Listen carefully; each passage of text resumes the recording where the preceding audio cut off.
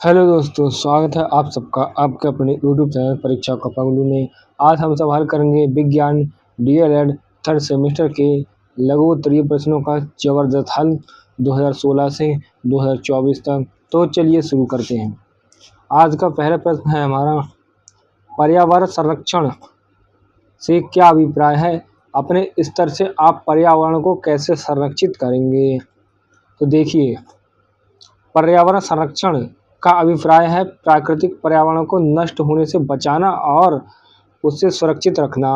इसमें प्राकृतिक संसाधनों जैसे जल, वायु, मृदा, वनस्पति, वन्यजीव आदि का विवेकपूर्ण उपयोग और प्रदूषण पर नियंत्रण शामिल है। ठीक है, तो ये हो गया हमारा पर्यावरण संरक्षण। अब पर्यावरण संरक्षण का अपने स्तर पर हम संरक्षण कैसे करेंगे? देखिए, पेड़ लगाना और उनकी देखभाल करना। ठीक, पेड़ लगाएं और उनकी देखभाल करें। बिजली और पानी की बचत करें। प्लास्टिक का उपयोग कम करना और कचरे को सही ढंग से अलग अलग करके निस्तारित करना। जैसे कम करें, पुनः उपयोग करें और पुनर्चक्रण करें, मतलब 3R। ठीक, 3R का मतलब हो गया रीयूज, रिसाइकिल और कम करें। ठीक, अगला है सार्वजनिक परिवहन या साइकिल का उपयोग करना। तो ये सभी हमारे होगा पर्यावरण का अपने स्तर पर संरक्षण करना। ऐसे और भी बहुत सारे उपाय हो सकते हैं। ठीक, अगला प्रश्न हमारा, स्टरलाइजेशन विधि से खाद्य पदार्थों को सूक्ष्म जीवों से कैसे सुरक्षित रखा जा सकता है? संक्षेप में लिखिए। तो देखिए कैसे सुरक्षित रखते हैं। स्टरलाइजेशन एक प्रक्रिया है जिसमें खाद्य पदार्थों को एक विशिष्ट तापमान जैसे 100 डिग्री सेल्सियस से ऊपर पर एक निश्चित समय के लिए गर्म किया जाता है, जिससे उसमें मौजूद जीवाणु, फफूंदी और उनके बीजाणु, स्पोर सहित सभी प्रकार के सूक्ष्मजीव नष्ट हो जाते हैं या निष्क्रिय हो जाते हैं। गर्म करने के बाद खाद्य पदार्थ को वायुरोधी मतलब एयर टाइट डिब्बों या बोतलों में सील कर दिया जाता है ताकि बाहर से कोई सूक्ष्मजीव प्रवेश ना कर सके। यह विधि खाद्य पदार्थों को लंबे समय तक सुरक्षित रखती है। कौन सी? स्टरलाइजेशन। अगला प्रश्न है हमारा, अभिसारी एवं अपसारी लेंस में क्या अंतर है? सचित्र संक्षेप में समझाइए। तो अभिसारी लेंस वह होता है जो बीच में मोटा और किनारों पर पतला होता है। यह लेंस प्रकाश की समानांतर किरणों को एक बिंदु पर अभिसारित मतलब इकट्ठा कर देता है और इसका फोकस वास्तविक होता है और यह वास्तविक तथा आभासी दोनों प्रकार के प्रतिबिंब बना सकता है। कौन? अभिसारी लेंस। तो अभिसारी लेंस का उपयोग आवर्धक कांच, कैमरा, प्रोजेक्टर तथा दूरदृष्टि दोष, हाइपर मेट्रोपिया को सुधारने के लिए किया जाता है। किसका? अभिसारी लेंस का। देखिए, जो उत्तल लेंस होता है वही अभिसारी लेंस होता है। ये देखो चित्र हो गया हमारा। ठीक है, ये देखो लेंस है हमारा। ये देखो किनारों पर पतला है और बीच में मोटा है। ठीक, लेंस हमारा। इसकी फोकस दूरी, ये देखो ये फोकस दूरी है इसकी। ठीक, ये अक्ष है हमारे और ये इसका फोकल प्लेन है। तो ये हो गया हमारा उत्तल लेंस। आप देख सकते हैं, इसको बनाना सीख सकते हैं। और क्या पूछा हमसे? अपसारी लेंस पूछा है। तो अपसारी लेंस क्या है? देखिए, अपसारी लेंस बीच में पतला और किनारों पर मोटा होता है। यह लेंस प्रकाश की समानांतर किरणों को दूर दूर तक फैला देता है, जिससे ऐसा प्रतीत होता है कि किरणें लेंस के पीछे किसी बिंदु से आ रही हैं। इसका फोकस आभासी होता है और ये केवल आभासी, सीधा और छोटा प्रतिबिंब बनाता है। अपसारी लेंस का उपयोग दूरबीन तथा निकट दृष्टिदोष मतलब मायोपिया को सुधारने के लिए किया जाता है। तो देखिए, अवतल लेंस, जो इसे ही अपसारी लेंस कहते हैं। ये इसकी फोकस दूरी है। ये देखो किनारों पर देखो मोटा है और बीच में पतला है। ठीक है, ये बिल्कुल उसका उल्टा होता है अभिसारी लेंस का। अगला प्रश्न हमारा, धातु का संरक्षण हेतु अपनाई जाने वाली विभिन्न विधियों को संक्षेप में लिखिए। तो धातु का संक्षारण मतलब कोरोजन रोकने के लिए कई विधियां अपनाई जाती हैं। ठीक है, जिनका उद्देश्य धातु को नमी, ऑक्सीजन के सीधे संपर्क में आने से बचाना है। कौन कौन से देखो उपाय करते हैं हम, कौन कौन सी विधियां धातु को संरक्षण मतलब संक्षारण होता है उससे बचने के लिए। सबसे पहला पेंट या बर्निशिंग का लेप। तो धातु की सतह पर पेंट की परत चढ़ाकर उसे वायुमंडल से अलग रखते हैं। और ग्रीस और तेल लगाना, मशीनी भागों और औजारों को जंग से बचाने के लिए उन पर ग्रीस या तेल लगाते हैं। अब विद्युत लेपन, इलेक्ट्रोप्लेटिंग, किसी एक धातु पर उससे कम अभिक्रियाशील धातु जैसे क्रोमियम या निकेल की पतली पर चढ़ा देते हैं। ये विद्युत लेपन हो गया हमारा। अगला है गैल्वेनीकरण, गैल्वेनाइजेशन, लोहे पर जिंक जस्ता की पतली परत चढ़ाना। जिंक वायुमंडल से अभिक्रिया करके एक सुरक्षात्मक परत बना लेता है। अगला है मिश्र धातु बनाना, मतलब एलोइंग, धातु को जंग प्रतिरोधी बनाने के लिए उसे अन्य धातुओं के साथ मिलाना, जैसे लोहा और क्रोमियम से स्टेनलेस स्टील बनाना। अगला प्रश्न क्या है हमारा, अनुकूलन किसे कहते हैं? तो मरुस्थलीय अनुकूलन को संक्षेप में समझाइए। तो अनुकूलन, एडेप्टेशन, किसी जीव, पौधे या जंतु में पाए जाने वाले वे विशिष्ट संरचनात्मक, कार्यात्मक या व्यवहारात्मक लक्षण होते हैं जो उसे अपने विशेष पर्यावास मतलब हैबिटेट में सफलतापूर्वक जीवित रहने और प्रजनन करने में सक्षम बनाते हैं।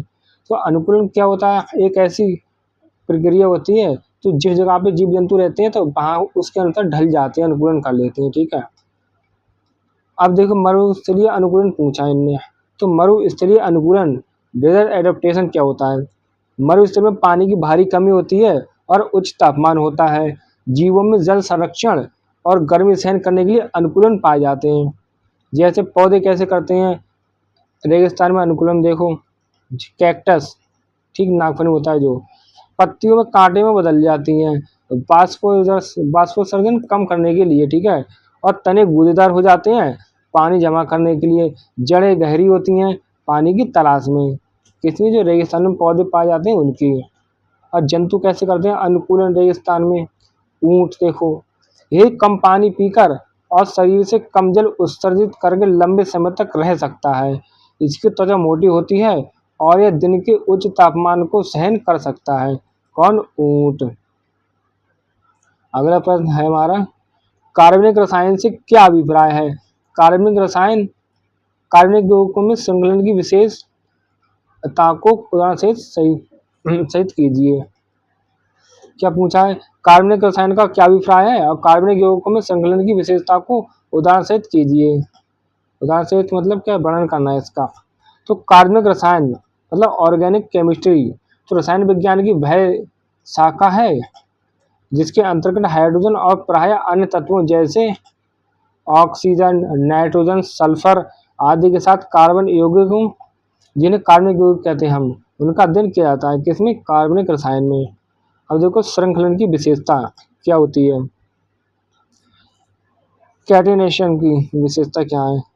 कार्बन परमाणुओं में आपस में सहसंयोजक बंधन द्वारा जुड़कर लंबी श्रृंखलाएं, शाखित श्रृंखलाएं और चक्रीय रिंग संरचना बनाने एक अद्वितीय गुण होता है जिसे श्रृंखलन कहते हैं। एक कार्बन की वह विशेषता है जिसके कारण लाखों कार्बनिक यौगिक मौजूद होते हैं। किसमें? श्रृंखलन में। तो क्या होता है श्रृंखलन की विशेषता? कार्बन परमाणु में आपस में सहसंयोजक बंधन द्वारा जुड़कर लंबी श्रृंखलाएं जो बनती हैं वही श्रृंखलन होती है। उदाहरण देखो, लंबी श्रृंखला एन हेक्सेन की जो होती है C6H14। अगली शाखित श्रृंखला आइसोब्यूटेन C4H10। अगली चक्रीय संरचना किसकी होती है? बेंजीन की C6H6 की। अगला प्रश्न हमारा, एक प्रारूपिक पुष्प का चित्र बनाकर लेबल कीजिए। तो देखिए ये है उत्तर, ये हमारा प्रारूपिक पुष्प का चित्र है। देखो इसमें देखो वर्तिकाग्र, देखो ये वर्तिका दी है, अंडाशय दिया है, इसमें बीजांड दिया है, मादा युग्मक अंडकोश का दिया है। ठीक, ये स्त्री केसर है। ठीक हमारा, और यह पुंकेसर इधर वाला, ये परागकोश, ये तंतु, ये परागनली, ये नर युग्मक, ये परागकण, ये दल या पंखुड़ी और ये बाह्य दल हो गया। ठीक, ये इस प्रकार ये अंकुरण होता है हमारा। ठीक, वर्तिकाग्र पर परागकणों का। इसमें प्रारूपिक पुष्प में अंदर चित्र के द्वारा हमने समझा। अगला प्रश्न है हमारा, रॉकेट के उड़ने का सिद्धांत संक्षेप में समझाइए। तो रॉकेट के उड़ने का सिद्धांत जो है न्यूटन का तीसरा नियम होता है गति का, क्रिया प्रतिक्रिया का नियम जिसे हम कहते हैं, और संवेग संरक्षण का नियम है, तो उसी के सिद्धांत पर आधारित होता है। तो क्रिया प्रतिक्रिया का नियम। रॉकेट में ईंधन के जलने से अत्यधिक गर्म गैसें उच्च वेग से नीचे की ओर मतलब पीछे की दिशा में बाहर निकलती हैं। यह क्रिया गैसों का बाहर निकलना रॉकेट पर समान और विपरीत दिशा में एक प्रतिक्रिया बल, जिसे पेड़ों या थ्रस्ट कहते हैं, लगाती है, जिसके कारण रॉकेट ऊपर की ओर उड़ता है। ठीक है। और सम्यक संरक्षण देखो, रॉकेट और ईंधन मिलकर एक तंत्र बनाते हैं। जब ईंधन दहन से गैसें बाहर निकलती हैं तो रॉकेट विपरीत दिशा में गति करके कुल सम्यक को संरक्षित रखता है। ये हमारा सम्यक संरक्षण हो गया इसका। तो हमने समझा रॉकेट उड़ने के सिद्धांत को। अगला प्रश्न है हमारा, गोलीय दर्पण के 5 उपयोग लिखिए। तो गोलीय दर्पण मतलब स्फेरिकल मिरर में उत्तल और अवतल दोनों ही दर्पण शामिल हैं। तो देखो 5 उपयोग लिखने हैं। 5 उपयोग में पहले देखते हैं अवतल दर्पण का उपयोग। ये वाहनों की हेडलाइट और सर्च लाइट में और ये प्रकाश की समानांतर और तीव्र किरण पुंज बनाने के लिए उपयोग होता है। कौन? अवतल दर्पण। और दूसरा उपयोग देखो अवतल दर्पण का, दांत के डॉक्टर द्वारा दांतों का बड़ा प्रतिबिंब देखने के लिए अवतल दर्पण का प्रयोग करते हैं। ठीक है। और अवतल दर्पण का एक और उपयोग देखो, सौर भट्टी मतलब सोलर फर्नेस में सूर्य के प्रकाश को एक बिंदु पर अभिसारित करके ऊष्मा को उत्पन्न करने में उपयोग करते हैं। ठीक, 3 हो गए अवतल दर्पण के उपयोग। अब 2 देखते हैं उत्तल दर्पण के उपयोग। वाहनों में पश्च दृश्य दर्पण मतलब रियर व्यू मिरर के रूप में, क्योंकि यह हमेशा सीधा और छोटा प्रतिबिंब बनाता है। कौन? उत्तल दर्पण। देखने का विस्तृत क्षेत्र प्रदान करता है। उत्तल दर्पण सड़कों पर, स्ट्रीट लाइटों में, ताकि प्रकाश एक बड़े क्षेत्र में अपसारित हो सके। कहाँ? स्ट्रीट लाइटों में भी प्रयोग होता है हमारा उत्तल दर्पण। तो हमारे 5 ही उपयोग हो गए। ठीक। अगला प्रश्न हमारा, किसी खाली पड़े बड़े कमरे में आवाज करने पर उसकी आवाज गूंजती हुई क्यों सुनाई देती है? तो किसी खाली बड़े कमरे में इको सुनाई देने का कारण ध्वनि का परावर्तन मतलब रिफ्लेक्शन ऑफ साउंड है। जब हम आवाज करते हैं तो ध्वनि तरंगे कमरे की दीवारों, छत और फर्श जैसी कठोर सतह से टकराती हैं और वापस आकर लौट आती हैं। यदि परावर्तित ध्वनि हमें मूल ध्वनि के लगभग 0.1 सेकंड या उससे अधिक समय बाद सुनाई देती है तो हम इसे गूंज मतलब प्रतिध्वनि के रूप में अनुभव करते हैं। खाली कमरे में साज सज्जा जैसे फर्नीचर पर्दे की कमी के कारण ध्वनि का अवशोषण कम होता है, जिससे परावर्तन अधिक स्पष्ट होता है। अगला प्रश्न है हमारा, ध्वनि संचरण के लिए 3 सिद्धांत लिखिए। तो देखिए, यह ध्वनि संचरण या ध्वनि की प्रकृति से संबंधित 3 मुख्य बिंदु सिद्धांत दिए गए हैं। कौन कौन से सिद्धांत हैं? यांत्रिक तरंग मैकेनिकल वेव, ध्वनि को संचरित होने के लिए माध्यम मतलब ठोस, द्रव या गैस की आवश्यकता होती है। यह निर्वात मतलब वैक्यूम में संचरित नहीं हो सकती। कौन? यांत्रिक तरंग। अब माध्यम कणों का कंपन, ये दूसरा सिद्धांत हमारा। ध्वनि का संचरण माध्यम के कणों के कंपन से होता है। तो ऊर्जा एक कण से दूसरे कण में स्थानांतरित होती है, लेकिन कण स्वयं अपना स्थान नहीं छोड़ते। और अनुदैर्घ्य तरंग देखो, लॉन्गिट्यूडिनल वेव, गैसों और द्रवों में ध्वनि तरंगे अनुदैर्घ्य होती हैं, अर्थात माध्यम के कणों का कंपन तरंग के संचरण की दिशा के समांतर होता है। इससे माध्यम में संपीड़न मतलब कंप्रेशन और विरलन मतलब रेरफैक्शन बनते हैं। तो ये हमारा होगा ध्वनि संचरण के 3 सिद्धांत। अगला प्रश्न है हमारा, मीथेन को मार्स गैस क्यों कहते हैं? क्यों कहते हैं? मीथेन CH4 को मार्स गैस इसलिए कहा जाता है क्योंकि यह दलदली क्षेत्रों मतलब मार्सेस जिन्हें कहते हैं और नमभूमि में प्राकृतिक रूप से बनती हुई पाई जाती है।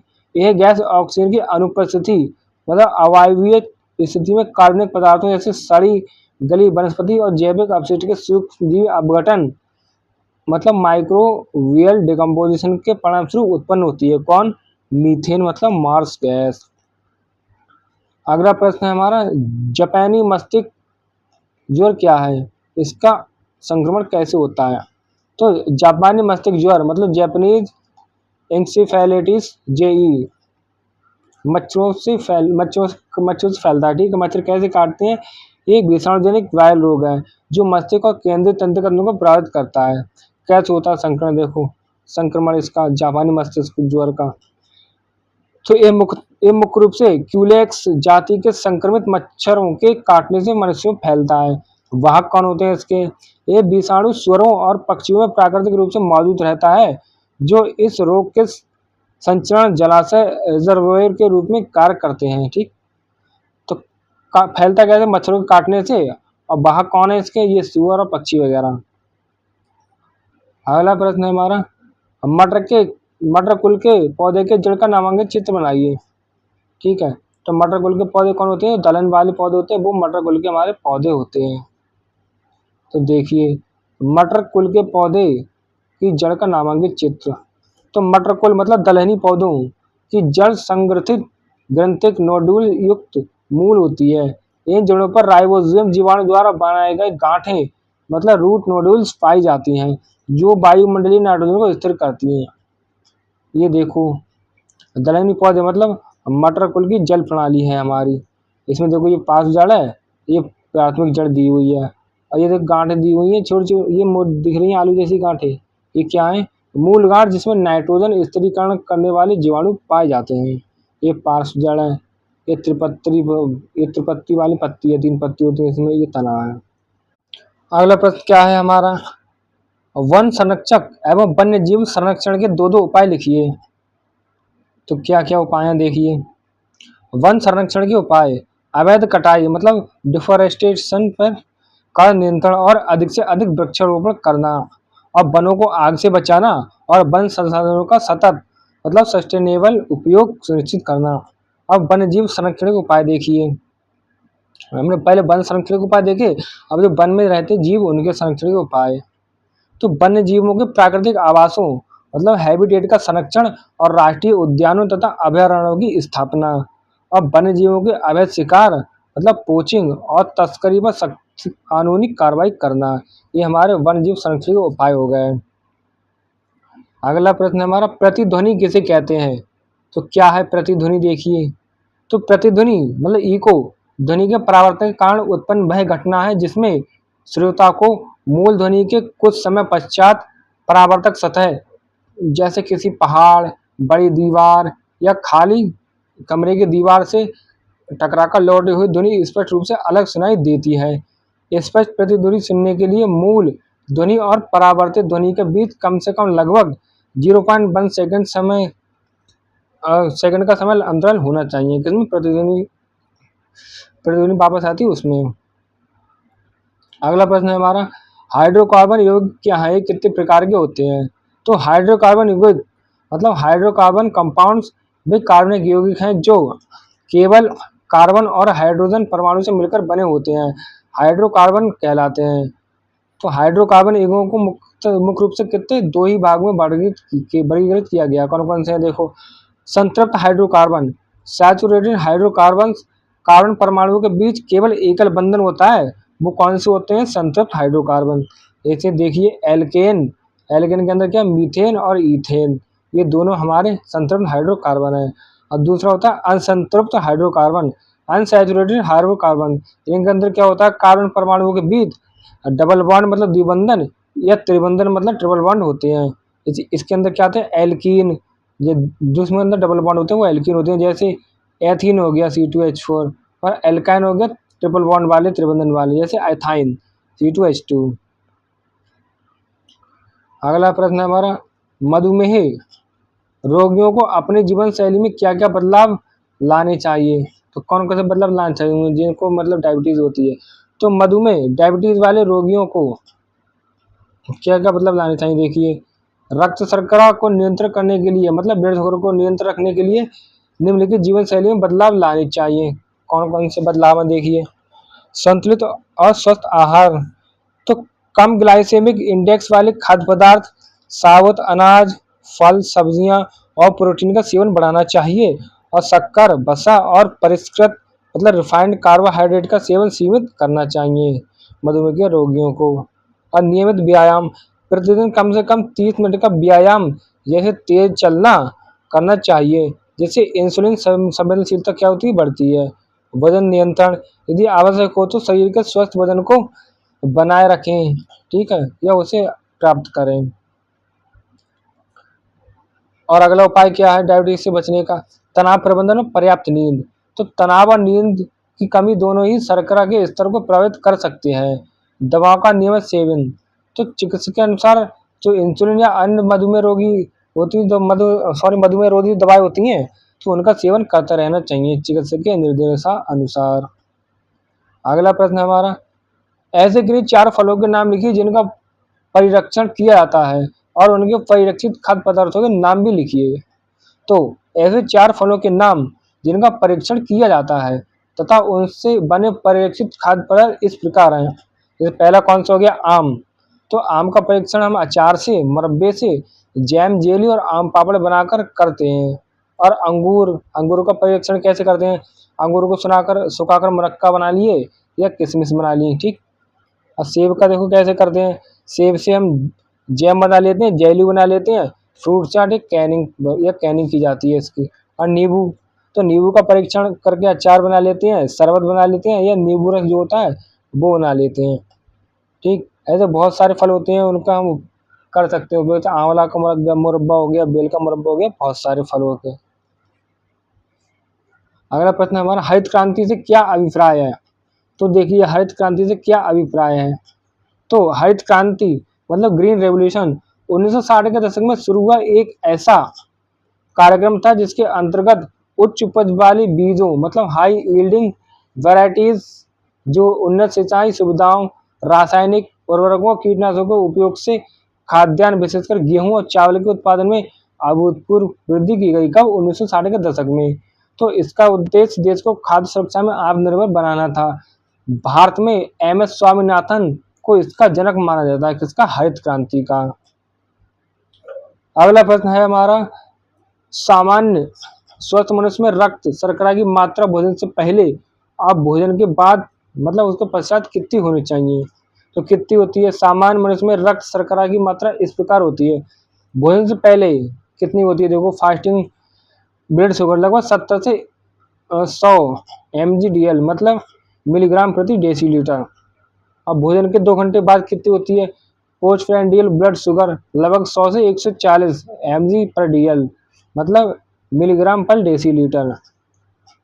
तो यहाँ पर mg/dl का मतलब है मिलीग्राम पर डेसीलीटर कि 100 मिलीलीटर रक्त में कितने मिलीग्राम ग्लूकोज उपस्थित है। अगला प्रश्न है हमारा, देखिए, प्राकृतिक संपदा क्या है? इनके संरक्षण के उपायों को लिखिए। तो प्राकृतिक जो संपदा है ना, वो क्या है? देखो, नेचुरल रिसोर्सेज वे सभी संसाधन जो हमें प्रकृति से प्राप्त होते हैं और जिनका उपयोग मनुष्य अपनी आवश्यकताओं की पूर्ति के लिए करता है, प्राकृतिक संपदा कहलाते हैं। उदाहरण देखिए, हवा, पानी, मिट्टी, वन, खनिज जैसे कोयला, पेट्रोल, सूर्य का प्रकाश, वन्यजीव आदि, ये सभी हमारी प्राकृतिक संपदा हैं। और इनके संरक्षण का उपाय देखिए प्राकृतिक संपदाओं का।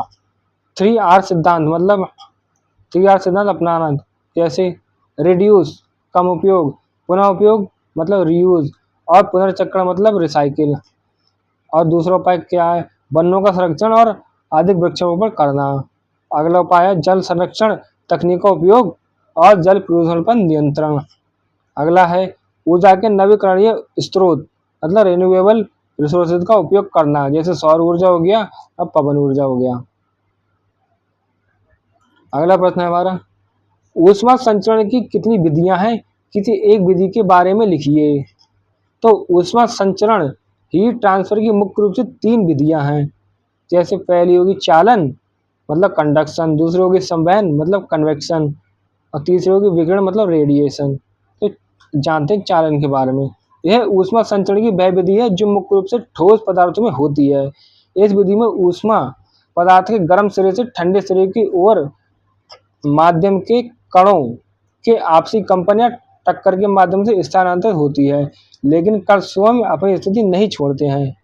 उदाहरण के लिए देखिए, धातु की छड़ अगर एक सिरे से गर्म करने पर धीरे धीरे दूसरा सिरा भी गर्म हो जाता है।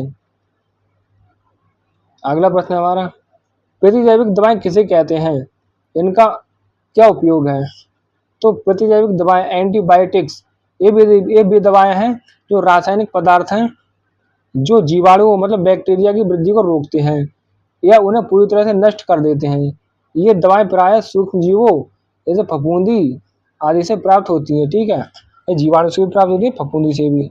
इनका उपयोग देखो, प्रतिजैविक का उपयोग जीवाणु जनित संक्रमणों मतलब बैक्टीरियल इन्फेक्शन के इलाज में किया जाता है, जैसे टीबी हो गया, क्षयरोग, टाइफाइड निमोनिया और विभिन्न प्रकार के घावों का संक्रमण हम करते हैं प्रतिजैविक दवाओं के द्वारा। अगला प्रश्न है हमारा, पत्तियों के क्या कार्य हैं लिखिए। तो पौधों में पत्तियों के मुख्य कार्य निम्नलिखित हैं। पहला कार्य प्रकाश संश्लेषण फोटोसिंथेसिस। तो पत्तियां सूर्य के प्रकाश, कार्बन डाइऑक्साइड और जल का उपयोग करके भोजन ग्लूकोज का निर्माण करती हैं। दूसरा है बाष्पोत्सर्जन मतलब ट्रांसपीरेशन। पत्तियों में मौजूद स्टोमेटा के छोटे छिद्रों के माध्यम से अतिरिक्त जल वाष्प के रूप में बाहर निकलता है, जो पौधों में जल परिवहन में मदद करता है। अगला है गैसों का विनिमय, गैसेस एक्सचेंज। पत्तियों में स्टोमेटा के माध्यम से श्वसन के लिए ऑक्सीजन अंदर लेती हैं और कार्बन डाइऑक्साइड बाहर निकालती हैं, तथा प्रकाश संश्लेषण के लिए कार्बन डाइऑक्साइड अंदर लेती हैं और ऑक्सीजन बाहर निकालती हैं।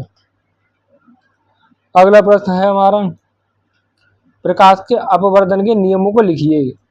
तो प्रकाश के अपवर्तन मतलब रिफ्रैक्शन ऑफ लाइट के दो नियम हैं। कौन कौन से नियम है? प्रथम नियम देखिए, आपतित किरण, अपवर्तित किरण और दो माध्यम को अलग करने वाली सतह के आपतन बिंदु पर खींचा गया अभिलंब, ये तीनों एक ही तल में होते हैं। क्या चीज? आपतित किरण और अपरिवर्तित बिंदु और दो माध्यम को अलग करने वाली सतह के आपतन बिंदु, और इन पर खींचा गया अभिलंब जो होता है वो एक ही तल में होते हैं। ठीक है, आपतित किरण मतलब इंसिडेंट रे, रेफ्रेक्टेड रे और पॉइंट ऑफ इंसिडेंट, ये नॉर्मल, ये सभी एक ही प्लेन में होते हैं। अगला है द्वितीय नियम, स्नेल का नियम। क्या होता है देखो, किन्हीं दो माध्यमों और एक ही रंग के प्रकाश के लिए आपतन कोण मतलब आई की जिया साइन और अपवर्तन कोण आर की जिया का अनुपात एक स्थिरांक होता है। जैसे साइन आर अपॉन साइन आई बराबर हो गया स्थिरांक मतलब कांस्टेंट या n21। इस स्थिरांक को पहले माध्यम के सापेक्ष दूसरे माध्यम का अपवर्तनांक मतलब n21 कहते हैं। अगला प्रश्न देखिए क्या है, उत्तल दर्पण द्वारा किस प्रकार का प्रतिबिंब बनता है। तो उत्तल दर्पण कॉन्वेक्स मिरर के द्वारा हमेशा निम्नलिखित प्रकार का प्रतिबिंब बनता है, चाहे वस्तु दर्पण के सामने कहीं भी रखी हो। क्या बनता है देखो, जो प्रतिबिंब होता है उत्तल दर्पण के द्वारा वो आभासी बनता है, सीधा बनता है और छोटा बनता है। ठीक है, आभासी मतलब इस पर्दे पर प्राप्त नहीं किया जा सकता। उत्तल दर्पण के द्वारा जो बनता है हमारे प्रतिबिंब उसे पर्दे पर प्राप्त नहीं कर सकते। प्रतिबिंब हमेशा सीधा रहता है और प्रतिबिंब हमेशा वस्तु से छोटा बनता है। तो यह प्रतिबिंब हमेशा दर्पण के पीछे मतलब ध्रुव पोल और फोकस के बीच बनता है। कौन सा? उत्तल दर्पण के द्वारा जो प्रतिबिंब बनता है वो। अगला प्रश्न है हमारा, सूक्ष्म जीवों की उपयोगिता लिखिए। तो सूक्ष्म जीवों माइक्रो ऑर्गेनिज्म की अनेक उपयोगिताएं हैं। खाद्य उत्पादन देखिए, दही, पनीर, ब्रेड, इडली, डोसा आदि बनाने में लैक्टोबैसिलस जीवाणु और ईस्ट का उपयोग होता है। और औद्योगिक उत्पादन में देखिए, शराब, सिरका मतलब एसिटिक एसिड और प्रतिजैविक एंटीबायोटिक्स जैसे पेनिसिलिन के उत्पादन में किसका उपयोग होता है? सूक्ष्म जीवों का। और कृषि में देखिए, नाइट्रोजन स्थिरीकरण मतलब नाइट्रोजन फिक्सेशन करके मिट्टी की उर्वरता को बढ़ाते हैं। कौन? जैसे राइबोसोम ही हो गया, जो मटर वगैरह दलहन वगैरह की जड़ों में पाया जाता है। और जैविक खाद कंपोस्ट खाद बनाने में कार्बनिक पदार्थों का अपघटन करते हैं। ठीक, कौन? सूक्ष्म जीव। और सफाई अपघटन मृत पौधों और जीवों का अपघटन करके पर्यावरण को साफ रखने में और पोषक तत्वों को चक्रित करने में कौन उपयोगी है? हमारे सूक्ष्म जीव। अगला प्रश्न है हमारा, पेट्रोल को जीवाश्म ईंधन क्यों कहते हैं बताइए। तो पेट्रोल को जीवाश्म ईंधन फॉसिल फ्यूल कहा जाता है क्योंकि ये लाखों वर्ष पहले पृथ्वी के अंदर दबे हुए मृत जीवों और पौधों के अवशेषों जीवाश्मों से उच्च तापमान और उच्च दाब की परिस्थितियों में बना है। यह मूल रूप से हाइड्रोकार्बन का मिश्रण है और एक अनवीकरणीय मतलब नॉन रिन्यूएबल ऊर्जा का स्रोत है। कौन? पेट्रोल। अगला प्रश्न है हमारा, मनुष्य के उत्सर्जी तंत्र का नामांकित चित्र बनाओ। अब बनाने की आवश्यकता नहीं है। तो देखिए मनुष्य के उत्सर्जी तंत्र का नाम। ठीक, ये देखो हमारी अधिवेग ग्रंथि हो गई, ये वृक्क धमनी, ये वृक्क शिरा, वृक्क कहते हैं गुर्दे को, ठीक, किडनी, ये वृक्क का हमारा किडनी है। पश्चिम महाशिरा पेल्विस हो, ये अंदर देखो हमारी किडनी के अंदर। मेडुला मध्यांश, ये वल्कुट हो गया। ठीक है, अगला पृष्ठ महाध्वनि देखो कहाँ पर है पृष्ठ महाध्वनि, ये देखो ये मूत्र वाहिनी है, ये मूत्राशय है, ये मूत्र मार्ग है। ठीक, अगला प्रश्न है हमारा, ऊँट की संरचना मरुस्थलीय जीवन के अनुकूल है, सिद्ध कीजिए। तो ऊँट की संरचना एडेप्टेशन मरुस्थलीय जीवन, पानी की कमी और अत्यधिक गर्मी के लिए अत्यधिक अनुकूलित है। कैसी है देखो, जल संरक्षण, यह एक बार में बहुत अधिक पानी पी सकता है। कौन? ऊँट। और अपने शरीर से पानी का उत्सर्जन, पेशाब पसीना बहुत कम करता है। इसके मल में भी पानी की मात्रा बहुत कम होती है। तापमान सहनशीलता, तो ऊँट होता है ना, अपने शरीर के तापमान को एक विस्तृत सीमा तक बढ़ने या घटने दे सकता है, जिससे इसे पसीना बहाकर पानी बर्बाद करने की आवश्यकता कम होती है। रेत पर चलना, तो ऊँट के जो पैर होते हैं ना, चौड़े गद्देदार होते हैं, मजबूत होते हैं, जो इसे रेत में धंसे बिना आसानी से चलने में मदद करते हैं। संरक्षण, इनकी नाक और पलकों पर लंबे बाल और संरचना होती है, जो इसे रेत के तूफानों से बचाती है। किसको? ऊँट को। अगला प्रश्न हमारा, अवतल दर्पण के द्वारा प्रतिबिंब बनाने के नियमों को लिखिए। तो अवतल दर्पण कॉनकेव मिरर द्वारा प्रतिबिंब बनाने के मुख्य रूप से 3 नियम है। कौन कौन से नियम है? मुख्य अक्ष के समानांतर, जो प्रकाश किरण मुख्य अक्ष प्रिंसिपल एक्सिस के समानांतर आती है, वह परावर्तन के मुख्य फोकस मतलब एफ से होकर जाती है। और दूसरा देखो नियम क्या है, फोकस से होकर, जो प्रकाश किरण मुख्य फोकस एफ से होकर गुजरती है, वह परावर्तन के बाद मुख्य अक्ष के समानांतर हो जाती है। और तीसरी क्या है, वक्रता केंद्र से होकर, जो प्रकाश किरण वक्रता केंद्र सी से होकर गुजरती है, वह परावर्तन के कारण उसी पथ पर वापस लौट जाती है, क्योंकि यह सतह पर लंबवत आपतित होती है। तो ये हमारे हो गए 3 नियम अवतल दर्पण पर प्रतिबिंब बनाने के। अगला देखिए प्रश्न क्या है हमारा, प्राकृतिक संपदा क्या है, इनके संरक्षण के उपाय लिखिए। तो प्राकृतिक संपदा, नेचुरल रिसोर्सेज, वे सभी संसाधन हैं जो हमें प्राकृतिक रूप से प्राप्त होते हैं और जिनका उपयोग मनुष्य अपनी आवश्यकताओं की पूर्ति के लिए करता है, प्राकृतिक संपदा कहलाते हैं। उदाहरण देखिए, हवा, पानी, मिट्टी, वन, खनिज जैसे कोयला, पेट्रोलियम, सूर्य का प्रकाश, वन्यजीव आदि। इसके संरक्षण के उपाय देखिए प्राकृतिक संपदा के। 3R सिद्धांत अपनाएं, जैसे रिड्यूस कम उपयोग, रीयूज मतलब पुनः योग, और रिसाइकिल मतलब पुनर्चक्रण। और वनों का संरक्षण और अधिक वृक्षारोपण करें हम, और जल संरक्षण तकनीक का उपयोग करें और जल प्रदूषण पर नियंत्रण करें। ऊर्जा के नवीकरणीय स्रोत मतलब रिन्यूएबल रिसोर्सेज का उपयोग करें, और सौर ऊर्जा, पवन ऊर्जा होती है इसके अंदर शामिल। अगला प्रश्न है हमारा, विज्ञान और प्रौद्योगिकी के विकास से होने वाली हानियों को संक्षेप में बताइए। तो विज्ञान और प्रौद्योगिकी के विकास से होने वाली कुछ हानियां।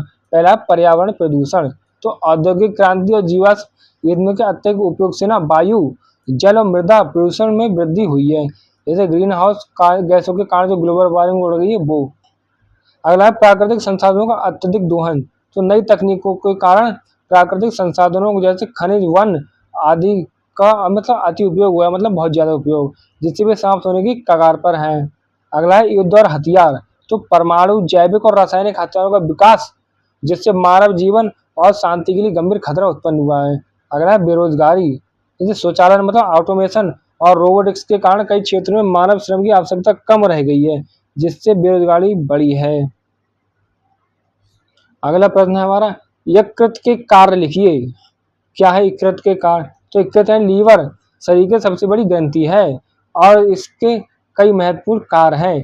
जैसे पित्त का उत्पादन मतलब वाइल प्रोडक्शन, ये पित्त रस का उत्पादन करता है जो वसा के उत्पादन और अवशोषण में मदद करता है। अगले क्या है, चयापचय क्रियाएं, एक कार्बोहाइड्रेट, वसा और प्रोटीन के चयापचय मतलब मेटाबॉलिज्म में महत्वपूर्ण भूमिका निभाता है। ये अतिरिक्त ग्लूकोज को ग्लाइकोजन के रूप में संग्रहित करता है। ठीक है, और अगला क्या कार्य है यकृत का, विषाक्त पदार्थों को हटाना, डिटॉक्सिफिकेशन, ये रक्त से विषाक्त पदार्थों, दवाओं और शराब को हटाकर उन्हें निष्क्रिय डिटॉक्सिफाई करता है। प्रोटीन संश्लेषण, तो जो हमारा यकृत होता है ना लीवर, ये रक्त के थक्के जमने, ब्लड क्लोटिंग के लिए आवश्यक प्रोटीन जैसे प्रोथ्रोम्बिन, फाइब्रिनोजन सहित कई महत्वपूर्ण प्रोटीनों का संश्लेषण करता है। और क्या करता है यकृत, पुराने आरबीसी होते हैं जो मतलब लाल रक्त कोशिकाएं, उनको क्षतिग्रस्त लाल रक्त कोशिकाओं को क्या करता है, ये नष्ट करता है। अगला प्रश्न देखिए क्या है हमारा, मनुष्य के उत्सर्जन तंत्र का नामांकन चित्र बनाकर कार्य बताएं। तो ये हमारे मनुष्य का उत्सर्जन तंत्र, ठीक, नामांकित चित्र। अधिभुक्त ग्रंथि हो गई, देखो वृक्क धमनी मतलब किडनी की धमनी, किडनी कहते हैं वृक्क को, गुर्दा, वृक्क शिरा, वृक्क पश्चिम महाशिरा, पेल्विस, मेडुला, मध्यांश वल्कुट, ठीक है। ये पृष्ठमा धमनी है, ये मूत्र वाहिनी है, और ये मूत्राशय, ये मूत्र मार्ग। अब उत्सर्जन तंत्र के कार्य देखिए। उत्सर्जन तंत्र मतलब एक्सक्रीटरी सिस्टम का कार्य देखिए। उत्सर्जन तंत्र का मुख्य कार्य रक्त से अपशिष्ट और अतिरिक्त पदार्थों मतलब विशेष रूप से नाइट्रोजनी अपशिष्ट जैसे यूरिया को छानकर हटाना और उन्हें मूल रूप से शरीर से बाहर निकालना है। वृक्क मतलब किडनीज रक्त को छानते हैं और मूत्र बनाते हैं और शरीर में जल तथा लवण के संतुलन को बनाए रखते हैं, ठीक है। ऑस्मो रेगुलेशन कैसे देते हैं हम। अब मूत्र वाहिनी क्या करती हैं, यूरेटर मूत्र को वृक्क से मूत्राशय तक पहुंचाती हैं। अब मूत्राशय जो यूरिनरी ब्लैडर होता है वो क्या करता है, मूत्र को जब तक संग्रहित करता है तब जब तक वह मूत्र मार्ग के द्वारा सही से बाहर ना निकाल दिया जाए। अगला प्रश्न है हमारा, जापानी मस्तिष्क किस कारण होता है, मस्तिष्क ज्वर किस कारण होता है बताइए। इस रोग के लक्षण और बचाव के उपाय लिखिए। तो जापानी बुखार होता है, जापानी मस्तिष्क ज्वर किस कारण से होता है। तो जापानी मस्तिष्क ज्वर के कारण देखिए, कारक देखिए, ये जापानी एन्सेफेलाइटिस वायरस जेईवी के कारण होता है, ठीक है। कौन, जापानी मस्तिष्क ज्वर। संक्रमण कैसे होता है, यह मुख्य रूप से क्यूलेक्स मच्छर की काटने से फैलता है। सुअर और पक्षी इसके मुख्य जलाशय मतलब रिजर्वोयर हैं। लक्षण देखिए क्या होते हैं जापानी मस्तिष्क ज्वर के, तेज बुखार, गंभीर सिर दर्द, गर्दन में कठोरता, भ्रम की स्थिति, दौरे और कोमा, ये हमारे लक्षण होते हैं। बचाव के उपाय देखिए जापानी मस्तिष्क ज्वर से, टीकाकरण वैक्सीनेशन, बच्चों और जोखिम वाले क्षेत्रों में रहने वाले लोगों का टीकाकरण, मच्छरों से बचाव, मच्छरदानी का उपयोग, पूरी बाजू के कपड़े पहनना और मच्छर भगाने वाली क्रीम का उपयोग करें। अब मच्छरों के प्रजनन को रोकता है, स्थिर पानी जमा ना होने दे कहीं पे भी।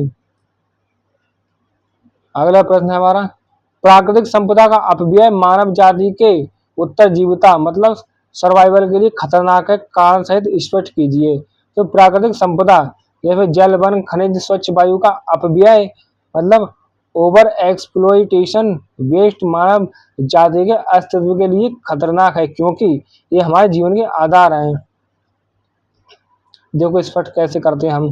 संसाधनों की समाप्ति, तो कोयला, पेट्रोलियम जैसे अनवीकरणीय संसाधनों का अपव्यय उन्हें समाप्त कर देगा, जिससे ऊर्जा संकट और आर्थिक पतन होगा। अगला है पर्यावरण संतुलन का बिगड़ना, तो वनों की कटाई से जलवायु परिवर्तन ग्लोबल वार्मिंग होता है, जिससे चरम मौसमी घटनाएं मतलब सूखा, बाढ़ बढ़ती हैं और मानव जीवन खतरे में पड़ता है। और अगला है प्रदूषण और स्वास्थ्य, तो जल और वायु प्रदूषण संसाधनों के अपव्यय का कारण जो परिणाम है वो है, ठीक है। इससे क्या होता है, मानव को खतरा होता है, जिससे बीमारियां और मृत्यु दर बढ़ती है प्रदूषण और स्वास्थ्य परेशानी होने से। अगला है खाद्य और जल संकट, तो मिट्टी और जल का अपव्यय भविष्य में खाद्य और पेयजल की भारी कमी पैदा करेगा, जिससे संघर्ष और भुखमरी की स्थिति पैदा होगी। निष्कर्ष क्या निकलता है, हमारी जीवन शैली प्राकृतिक संसाधनों पर निर्भर है और उनका अपव्यय अंततः जीवन को समर्थन देने वाले पारिस्थितिक तंत्रों को नष्ट कर देगा। तो इसलिए हमें प्राकृतिक संसाधन है उनका संरक्षण करना चाहिए। अगला प्रश्न क्या है, संतृप्त तथा असंतृप्त हाइड्रोकार्बन में अंतर बताइए। मीथेन CH4 को मार्स गैस क्यों कहा जाता है। तो संतृप्त हाइड्रोकार्बन, सैचुरेटेड हाइड्रोकार्बन, तो संतृप्त हाइड्रोकार्बन होते हैं वे हाइड्रोकार्बन जिनमें केवल एकल बंधन होता है, सिंगल बॉन्ड, ठीक है, और इनमें कार्बन परमाणु के बीच किसी प्रकार का डबल या बंधन नहीं होता। संतृप्त हाइड्रोकार्बन को एल्केन भी कहते हैं। ये रासायनिक दृष्टि से अपेक्षाकृत कम प्रतिक्रियाशील होते हैं और सामान्यतः गैस, तेल या वैक्स के रूप में पाए जाते हैं। उदाहरण के लिए देखिए मीथेन CH4 और इथेन C2H6।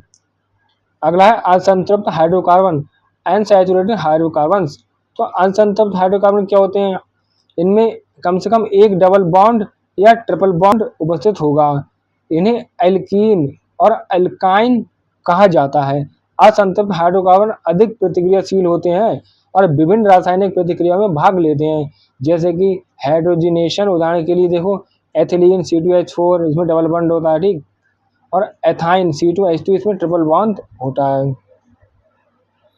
अब देखिए मीथेन को CH4 को मार्स गैस क्यों कहते हैं। तो मीथेन को मार्स गैस इसलिए कहा जाता है क्योंकि यह दलदली क्षेत्रों मतलब मार्सेज और नम भूमि में प्राकृतिक रूप से बनती हुई पाई जाती है। यह गैस ऑक्सीजन की अनुपस्थिति, अवायवीय स्थिति में कार्बनिक पदार्थों जैसे सड़ी गली वनस्पति और जैविक अपशिष्ट के सूक्ष्मजीवी अपघटन मतलब माइक्रोवायल डिकम्पोजिशन के परिणाम स्वरूप उत्पन्न होती है। कौन? Marsh gas. अगला प्रश्न है हमारा, बच्चों में होने वाले डायबिटीज को क्या कहते हैं, इसके लक्षण क्या है? तो बच्चों में जो होने वाला मधुमेह डायबिटीज है ना, मुख्य रूप से डायबिटीज टाइप 1 डायबिटीज मेलिटस मतलब T1DM कहा जाता है। इससे पहले जुवेनाइल डायबिटीज भी कहते थे। किसको? जो T1DM जो डायबिटीज है उसे। लक्षण क्या होते हैं इसके? अत्यधिक प्यास लगना, बार बार पेशाब जाना मतलब पॉलीयूरिया विशेष रूप से रात में, और अत्यधिक भूख लगना मतलब पॉलीफेगिया, और इसके बावजूद वजन कम होना, ठीक है, और थकान और कमजोरी महसूस करना, घावों का देरी से भरना, ये सब हमारे डायबिटीज के लक्षण हो गए। अगला प्रश्न है हमारा, अजैव या भौतिक पर्यावरण के घटक उदाहरण सहित लिखिए। तो अजैव या भौतिक पर्यावरण मतलब एबायोटिक फिजिकल एनवायरनमेंट के घटक वे निर्जीव मतलब नॉन लिविंग कारक हैं जो किसी जीव के पर्यावरण को बनाते हैं। स्थल मंडल, लिथोस्फीयर लैंड देखिए, कौन कौन जगह? मिट्टी, चट्टाने, पहाड़ और खनिज, ठीक। और वायुमंडल में देखिए क्या क्या होते हैं? वायु, एयर तापमान, आर्द्रता, प्रकाश, हवा का दबाव, गैसें जैसे ऑक्सीजन, कार्बन डाइऑक्साइड आदि। जलमंडल में देखिए क्या क्या घटक होते हैं, जैसे जल हो गया, नदियां, झीलें, समुद्र, वर्षा और नमी। तो ये हो गए हमारे घटक, ठीक। अगला प्रश्न क्या है? वास्तविक प्रतिबिंब एवं आभासी प्रतिबिंब में अंतर बताइए। तो वास्तविक प्रतिबिंब वह प्रतिबिंब होता है जो वास्तव में किसी स्क्रीन पर दिखाई देता है। एक प्रतिबिंब प्रकाश किरणों के वास्तविक संयोग से बनता है। वास्तविक प्रतिबिंब हमेशा उल्टा इन्वर्टेड होता है और इसे हम परावर्तक दर्पण या संयोजी लेंस के द्वारा प्राप्त कर सकते हैं। उदाहरण देखिए, सिनेमा प्रोजेक्टर की जो स्क्रीन पर बनने वाला चित्र होता है वो हमारा वास्तविक प्रतिबिंब होता है। अगला है आभासी प्रतिबिंब, वर्चुअल इमेज। तो आभासी प्रतिबिंब वह प्रतिबिंब होता है जो सीधे स्क्रीन पर दिखाई नहीं दिखता, बल्कि ऐसा प्रतीत होता है कि प्रकाश किरणें किसी बिंदु से आ रही हैं। यह प्रतिबिंब प्रकाश किरणों के वास्तविक संयोग द्वारा नहीं, बल्कि उनकी प्रत्यावर्तन द्वारा बनता है। आभासी प्रतिबिंब हमेशा सीधा मतलब इरेक्ट होता है।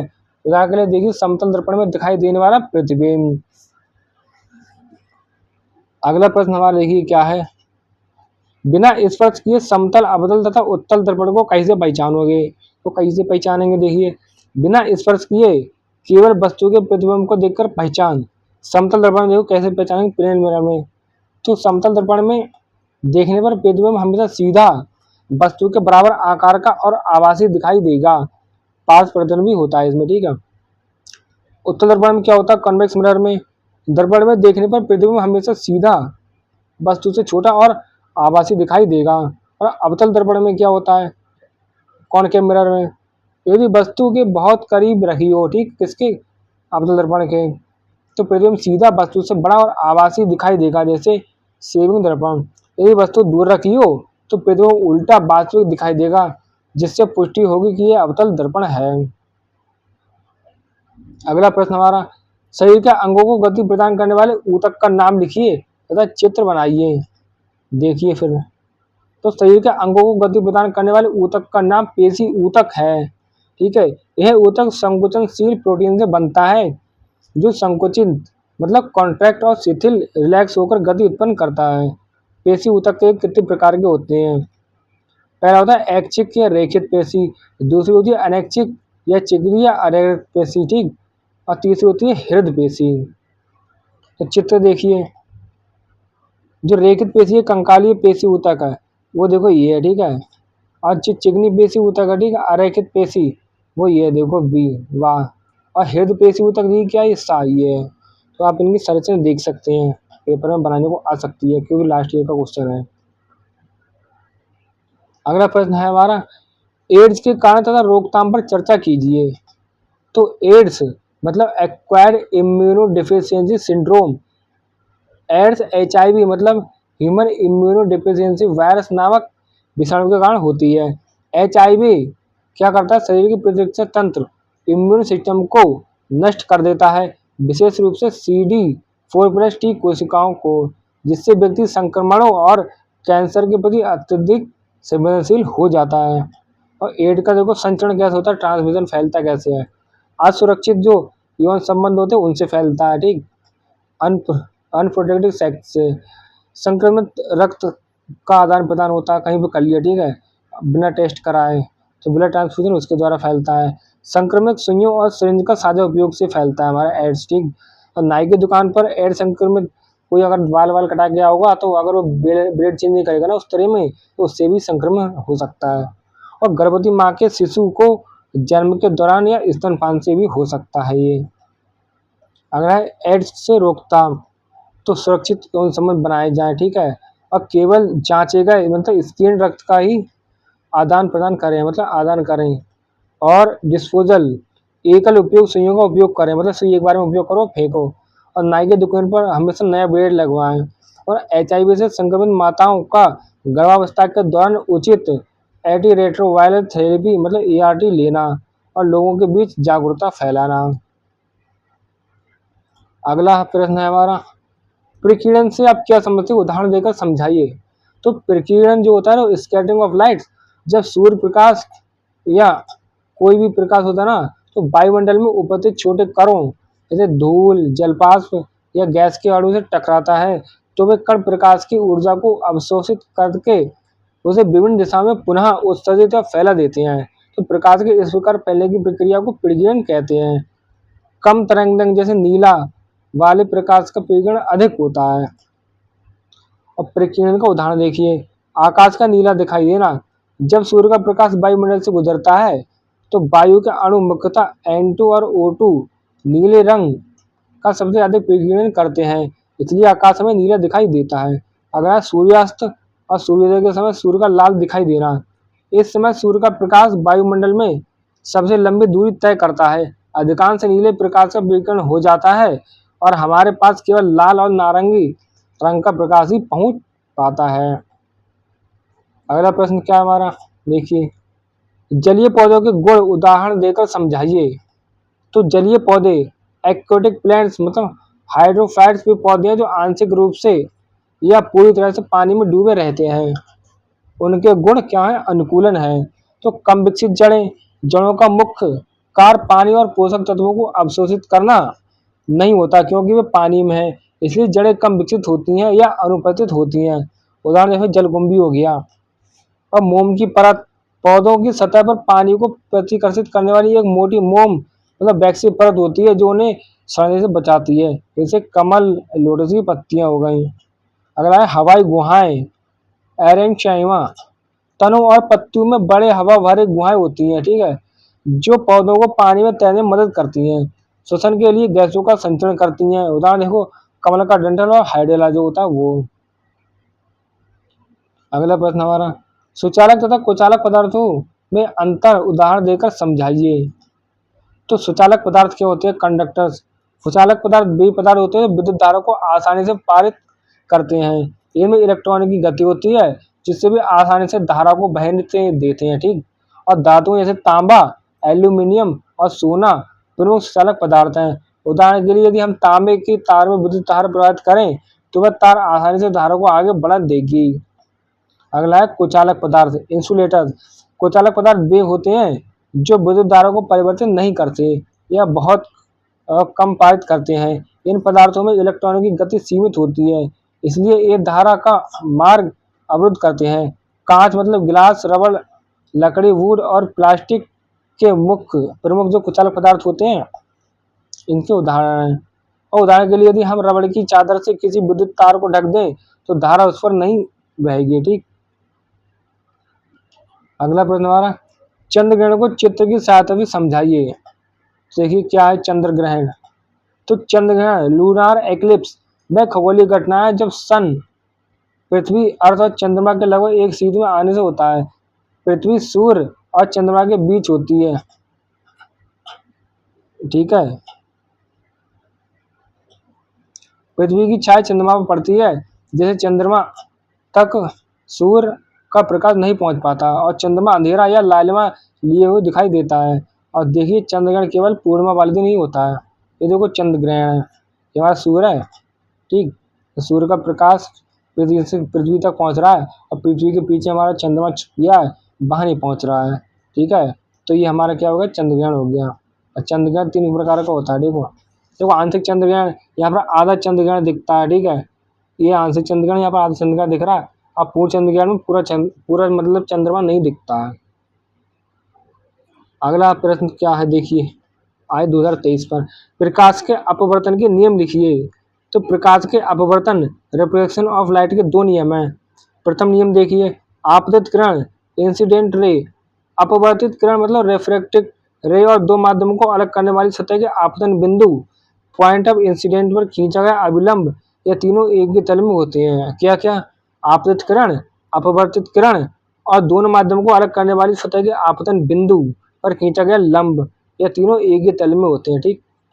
तो ये हमारा पहला नियम हो गया प्रकाश के अपवर्तन का। द्वितीय नियम देखिए, स्नेल का नियम, कि 2 माध्यमों और एक ही रंग के प्रकाश के लिए आपतन कोण आई की ज्या साइन और अपवर्तन कोण की ज्या का अनुपात एक स्थिरांक होता है। जैसे साइन आर बटे साइन आई बराबर हो गया स्थिरांक, मतलब कांस्टेंट।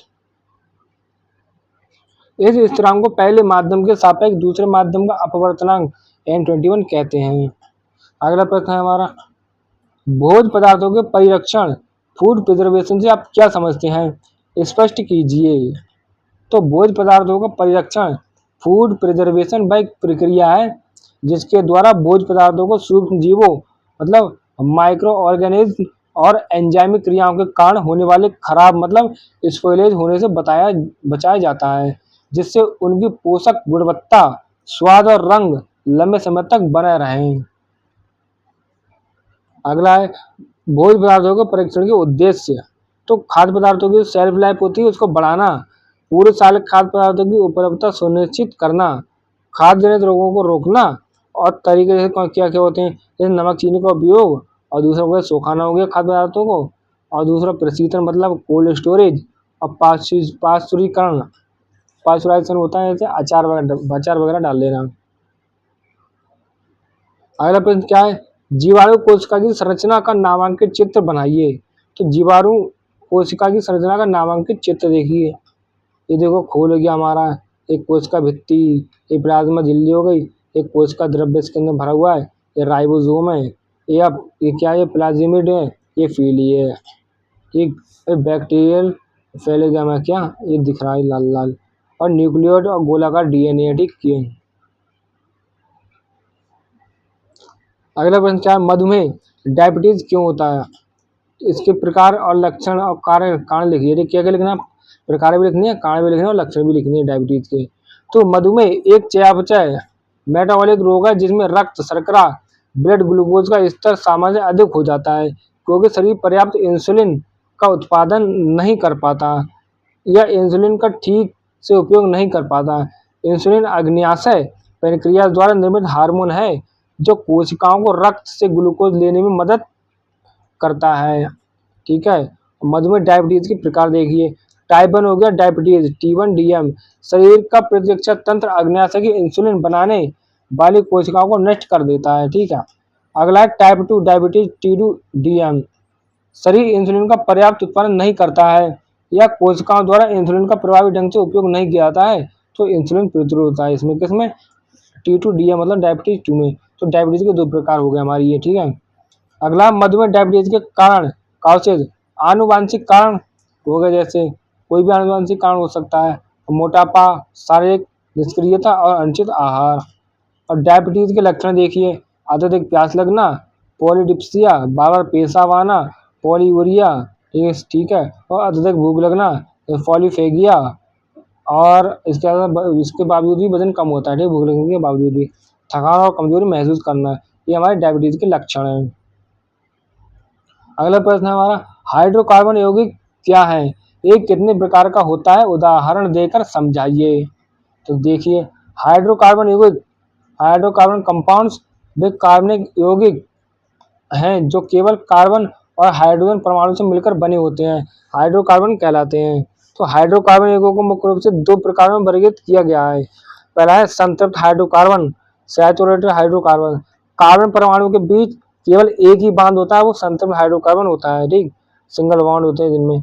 उदाहरण देखिए एल्कीन, एल्केन हो गया, ठीक है, CH4, मीथेन और इथेन C2H6, ये दोनों हमारे क्या एल्केन है। अगला असंतृप्त हाइड्रोकार्बन, अनसैचुरेटेड हाइड्रोकार्बन, तो कार्बन परमाणु के बीच द्विबंधन मतलब और त्रिबंधन मतलब डबल वन ट्रिपल वन होते हैं, वो क्या होते हैं असंतृप्त हाइड्रोकार्बन। उदाहरण देखिए एल्कीन हो गया डबल बॉन्ड वाला, इसमें एथीन C2H4 आता है, और एल्काइन हो गया ट्रिपल बॉन्ड वाला, इसके अंदर एथाइन C2H2 आते हैं।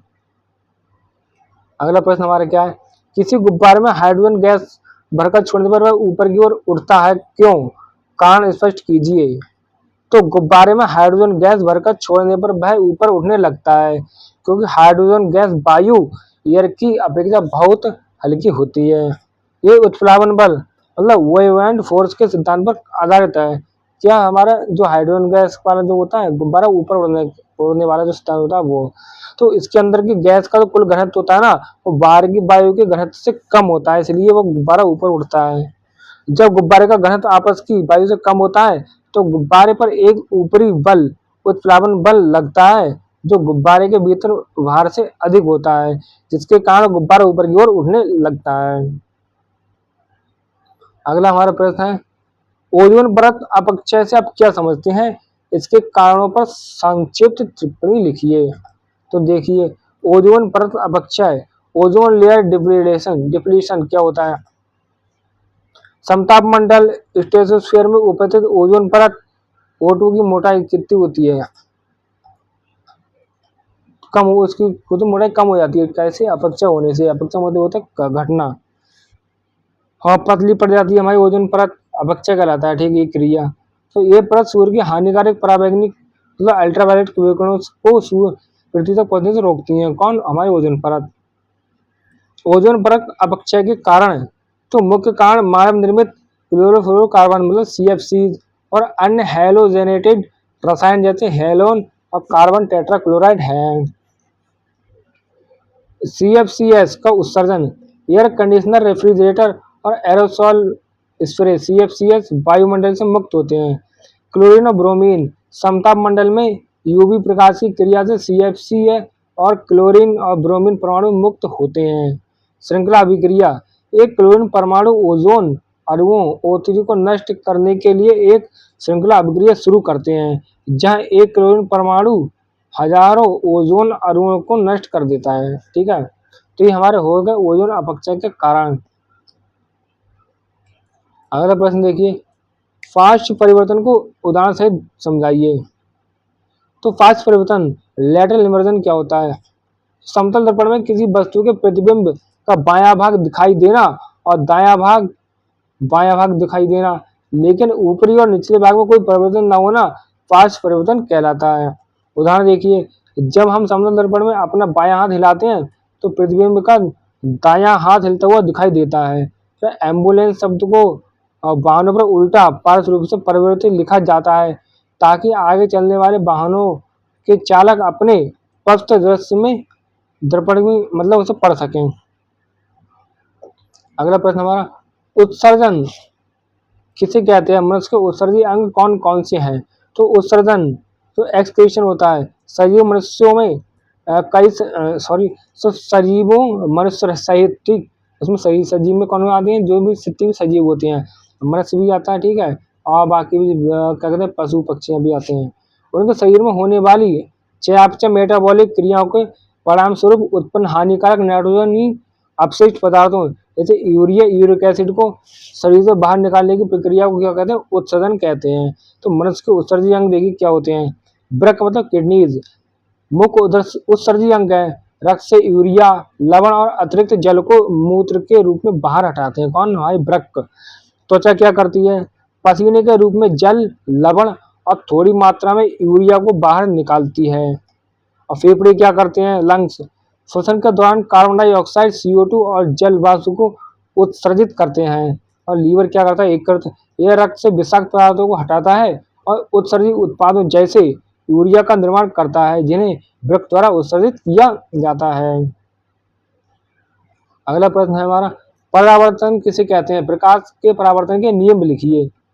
तो देखिए, तो प्रकाश का परावर्तन, रिफ्लेक्शन ऑफ लाइट, जब प्रकाश की किरण किसी चमकीली या पॉलिश की हुई सतह जैसे दर्पण से टकराती है और टकराने के बाद उसी माध्यम में वापस लौट जाती है। ठीक है, तो इस घटना को प्रकाश का परावर्तन कहते हैं। परावर्तन के नियम देखिए, लॉज ऑफ रिफ्लेक्शन। प्रथम नियम, आपतित किरण, ठीक, इंसिडेंट रे, परावर्तित किरण और परावर्तक सतह के आपतन बिंदु पर खींचा गया अभिलंब मतलब नॉर्मल, ये तीनों एक ही तल में होते हैं। और द्वितीय नियम देखिए, परावर्तन कोण हमेशा आपतन कोण के बराबर होता है, I बराबर R। अगला हमारा ऐच्छिक और अनैच्छिक क्रियाओं के उदाहरण दीजिए। तो ऐच्छिक और अनैच्छिक देखिए क्रियाएं क्या है हमारी।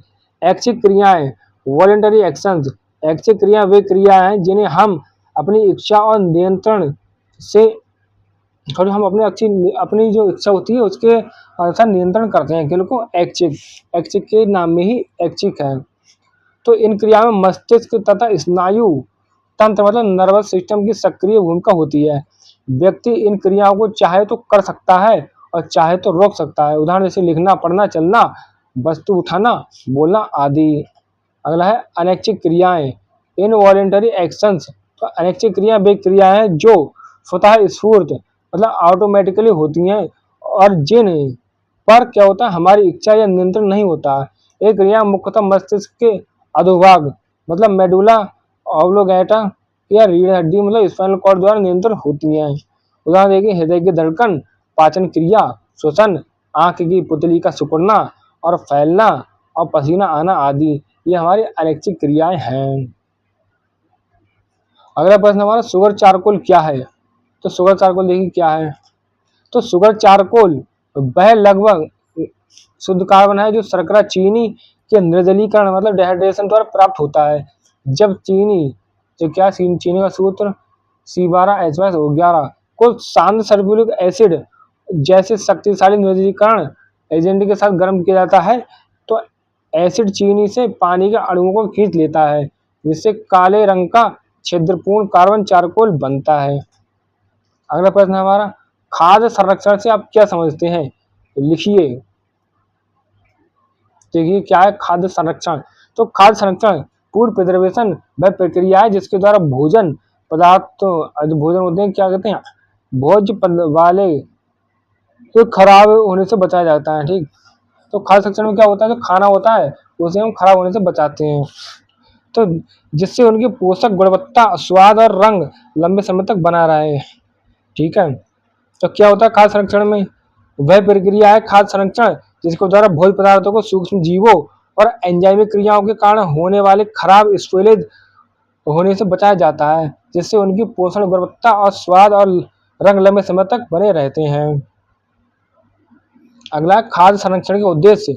तो खाद्य पदार्थों की सेल्फ लाइफ जो होती है उसको बढ़ाना, पूरे साल खाद्य पदार्थों की उपलब्धता सुनिश्चित करना, खाद्य जनित रोगों को रोकना। और खाद्य संरक्षण के तरीके देखिए क्या होगा, नमक चीनी का उपयोग और सुखा लेंगे कोई भी खाने की चीज उसे, और प्रशीतन मतलब कोल्ड स्टोरेज, और पाचीकरण मतलब अचार। आज का लास्ट प्रश्न है हमारा, हाइड्रोकार्बन क्या होते हैं, इनके प्रकारों को उदाहरण सहित स्पष्ट कीजिए। देखिए हाइड्रोकार्बन कंपाउंड्स वे कार्बनिक यौगिक हैं जो केवल कार्बन और हाइड्रोजन परमाणु से मिलकर बने होते हैं तो हाइड्रोकार्बन कहलाते हैं। तो हाइड्रोकार्बन यौगिक को मुख्य रूप से दो भागों में वर्गीकृत किया गया है। कौन कौन से भाग है? असंतृप्त हाइड्रोकार्बन, सैचुरेटेड हाइड्रोकार्बन मतलब संतृप्त मतलब सैचुरेटेड। ठीक है, तो कार्बन परमाणु के बीच केवल एक ही बंधन होता है। ठीक, कौन कौन से होते हैं हमारे संतृप्त हाइड्रोकार्बन में? एल्केन हो गया जैसे मीथेन CH4, इथेन हो गया C2H6, और दूसरा असंतृप्त हाइड्रोकार्बन अनसैचुरेटेड हाइड्रोकार्बन। तो कार्बन परमाणुओं के बीच द्विबंधन डबल बॉन्ड या फिर त्रिबंधन ट्रिपल बॉन्ड होते हैं। उदाहरण एल्कीन द्विबंधन बॉन्ड वाला। ठीक, और एथीन क्या होता है C2H4 इसी कहते हैं। और अगला है एल्काइन ट्रिपल बॉन्ड वाला जैसे एथाइन C2H2। तो आज की क्लास हमारी यही समाप्त होती है। आप सबका बहुत बहुत धन्यवाद और जय हिंद। आप सब चाहें तो कमेंट में बता सकते हैं और क्या हमारे प्ले लिस्ट में जाकर पॉइंट जरूर चेक कर सकते हैं।